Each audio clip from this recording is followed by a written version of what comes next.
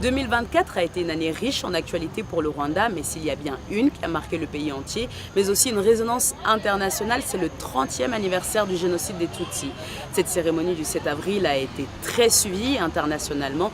D'ailleurs, il s'agit de l'événement ayant reçu le plus grand nombre de demandes d'accréditation de médias étrangers en 2024. Autre actualité dont on ne pouvait pas passer à côté cette année, c'est l'élection présidentielle. En juillet dernier, Paul Kagame a brigué un 4e mandat avec 99,18% des voix, soit le score le plus élevé du président depuis son arrivée au pouvoir en l'an 2000. Alors que la capitale Kigali s'est parée de ses décorations pour les fêtes de fin d'année, dans les coulisses déjà, le Rwanda se prépare à devenir en 2025 le premier pays africain à accueillir les championnats du monde de cyclisme sur route, un événement qui marquera à coup sûr l'actualité de 2025. Ici à Bukavu, dans l'est de la RDC, ce qui retiennent les habitants de 2024, c'est l'avancée du M23. Les rebelles ont réussi en 2024 à s'emparer de plusieurs localités stratégiques de la province du Nord Kivu. Les affrontements entre l'armée et les rebelles se déroulent présentement près de Lubero, une ville située sur la route de Goma, la capitale de la province du Nord Kivu. À chaque offensive des rebelles, la question que tout le monde se pose ici est de savoir s'ils vont aller jusqu'à Goma. Dans cette guerre qui a fait des milliers de morts et de déplacés, la RDC accuse les Rwandais de soutenir les rebelles, ce que Kigali continue de nier.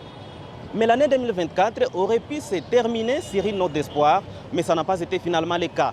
Le président Tshisekedi et son homologue rwandais Paul Kagame devaient se retrouver en Angola pour signer un accord qui aurait permis un cessez-le-feu durable, mais le président rwandais Paul Kagame ne s'est pas rendu sur place. Tshisekedi s'est donc retrouvé seul sur la table de négociation sans son homologue rwandais Paul Kagame. Le point de blocage, Kigali souhaite que le gouvernement congolais discute directement avec les M23 pour un accord de paix, ce que Kinshasa refuse catégoriquement. Ici au Sénégal, l'année 2024 a bien évidemment été marquée par l'arrivée au pouvoir de Bassirou Diomaye Faye, passé en 10 jours de la prison à la présidence. Son élection s'est tenue dans un contexte de crise électorale alors que Macky Sall avait reporté le scrutin présidentiel à 3 semaines du vote. Dès l'annonce du report, des manifestations éclatent. On déplore 3 nouveaux morts dans la répression de ces manifestations. Finalement, le Conseil constitutionnel tranche.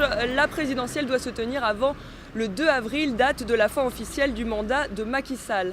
C'est le 24 mars que les Sénégalais se déplacent aux urnes pour élire leur 5e président.